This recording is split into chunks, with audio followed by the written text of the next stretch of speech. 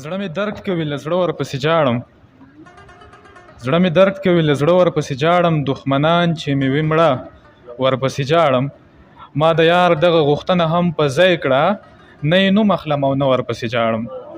بېلتانه دې د هر چا په غم شریک کړم یار ډبل درومي او زه ورپسې جاړم چې تر څو مې وي دا ژبه یادوم یې چې تر څو لرم لیمه ورپسې جاړم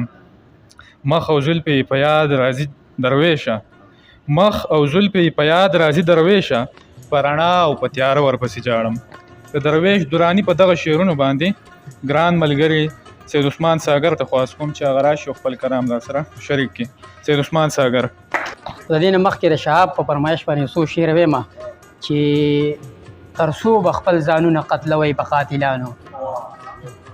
تر څو به خپل ځانونه قتلوئ په قاتلانو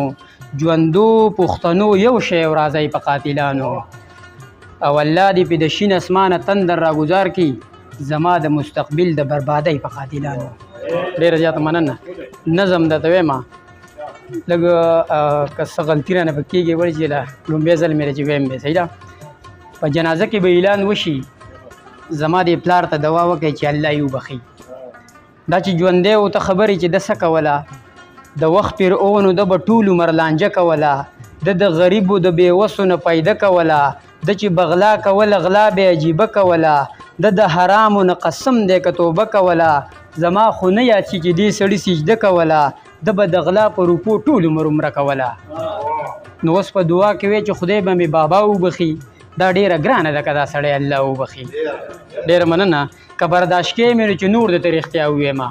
د دې سړي به درته بله ناروا وویمه الله دې وبخي خو ده به زنا هم کوله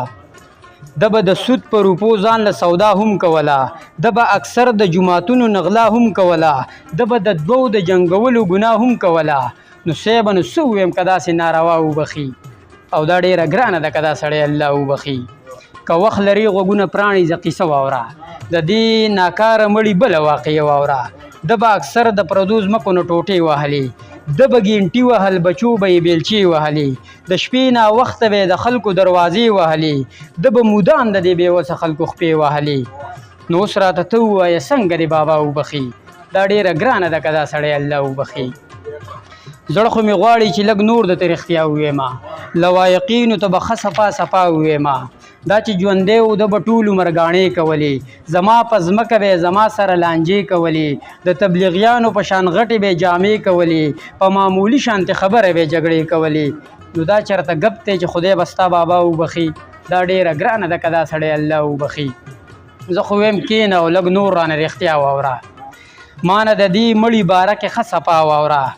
دا چې نن مړ دی دا د کونډو یتیمانو دشمن د مالدارانو غلام دا د غریبانو دشمن دا په جومات کې د قاریانو حافظانو دشمن دا د منبر قاتل او دا د مولیانو دشمن دا الله کار دی خو بس څه ویم که دا وبخي دا ډېره ګرانه ده که دا سړی الله وبخي. درته جولی نیسم زما یو نصیحت واوره چې بد یې ونه ګڼې دا یو وصیت واوره دا جړاګانې مړاګانې به دې بس کې زویه که پلار دې بخې نو دا هر څه به واپس کې زویه ځان ته به هیڅ نه پرېږدې ټوله به تس نس کې زویه دا به تقسیم په دغه خوار غریب اولس کې زویه دا چې دې ورکړه نو کېدی شي چې الله یې وبخي ساګره بیا به دعا وکړو چې بابا وبخي. ډېر مهرباني.